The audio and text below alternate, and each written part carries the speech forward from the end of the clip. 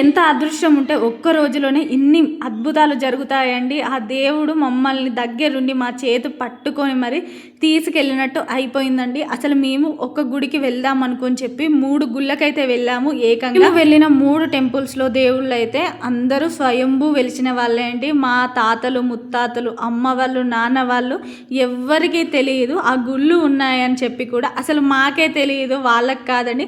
మాకే తెలియకుండా మేమే వెళ్ళామంటే మీరు నమ్ముతారా? అస్సలు నమ్మలేకుండా ఉంటుంది. అద్భుతంగా ఉంటుంది. వీడియో అయితే లాస్ట్ వరకు చూడండి.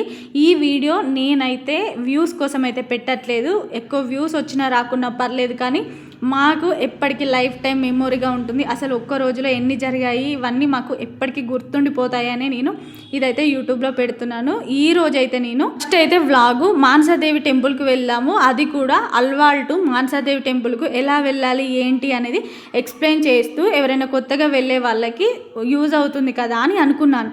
కానీ తీరా డే మొత్తం చూస్తే అసలు అన్ని అద్భుతాల మీద అద్భుతాలు ఉంటాయండి. వీడియోని అయితే లాస్ట్ వరకు చూడండి.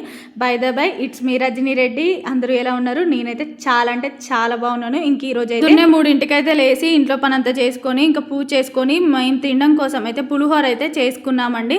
ఇంక ఇక్కడ వచ్చేసి నేను మాడపడుచు వాళ్ళ పాప అలాగే మా పాప నలుగురం అయితే వెళ్తున్నామండి. అది కూడా ఫ్రీ బస్సులో.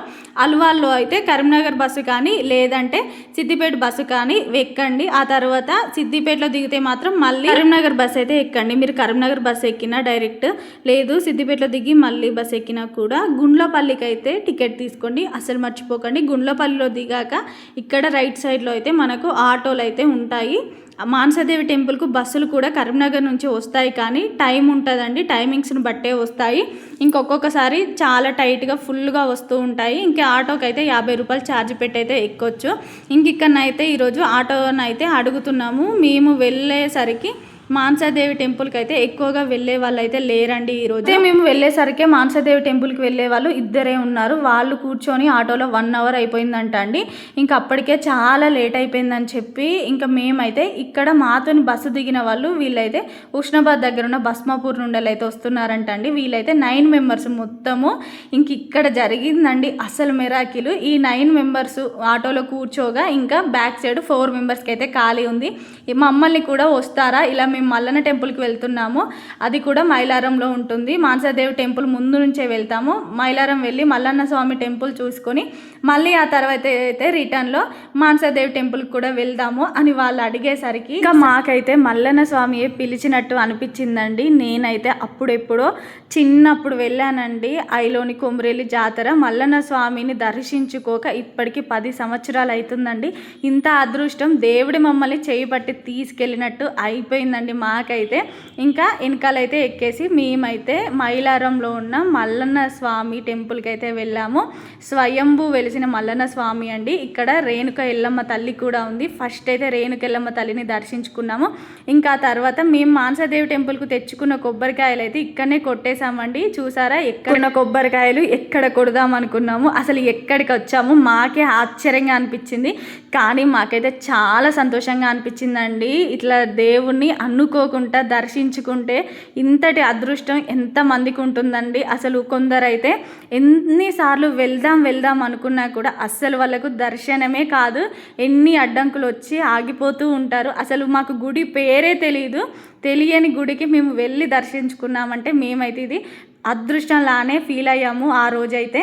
ఇంకా గుడి విషయానికి వస్తే అసలు మామూలుగా లేదండి. మొత్తం గుట్టకు ఆనుకొనే ఉన్నాడండి మల్లన్న స్వామి అయితే. స్వయంభూ వెలిసిన స్వామి.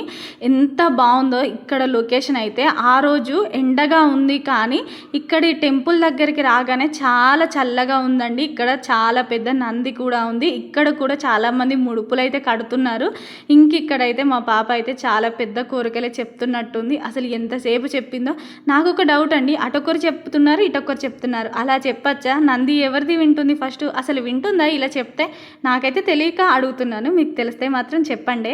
ఈ వీడియో చూస్తున్న వాళ్ళలో ఎంతమంది ఈ మైలారంలో స్వయంభూ వెలిసిన మల్లన్న స్వామి టెంపుల్కి వెళ్ళారా లేదా అనేది నాకు ఖచ్చితంగా కామెంట్లో కామెంట్ చేయండి. మాకైతే చాలా బాగా అయితే అనిపించిందండి. కానీ ఇంకొకటి ఏంటంటే అక్కడికి వెళ్ళినప్పుడు కానీ ఖచ్చితంగా వాటర్ బాటిల్స్ కానీ ఇంకేదైనా ఫుడ్ చిన్నపిల్లలు ఉన్న వాళ్ళైతే తీసుకెళ్ళండి. ప్రత్యేకంగా అదే టెంపుల్కి వెళ్ళాలనుకుంటే మాత్రం అక్కడ మొత్తం గుట్ట ప్రదేశం కాబట్టి మనకి షాప్స్ లాంటివి ఏమి ఉండవు. ఇంక ఇక్కడ పిల్లలు ఇక్కడ గుడి ముందు అయితే మంచిగా ఒక శివుడి విగ్రహం అయితే ఉందండి, వాటర్లో అయితే ఉంది. మంచిగా పిల్లలు అయితే ఫోటోలు దిగారు, ఇంకా నేను కూడా దిగాను.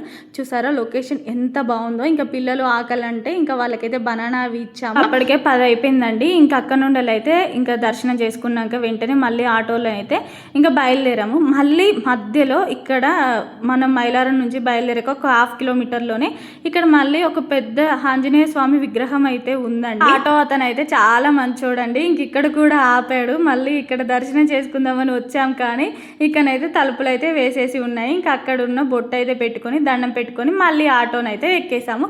ఆటో ఎక్కి మళ్ళీ మేము మానసదేవి టెంపుల్గానే బయలుదేరాము. కానీ మానసదేవి టెంపుల్ దగ్గరికి వెళ్ళగానే మళ్ళీ ప్లాన్ చేంజ్ చేసుకొని ఇంకో టెంపుల్కి అయితే వెళ్ళిపోయామండి.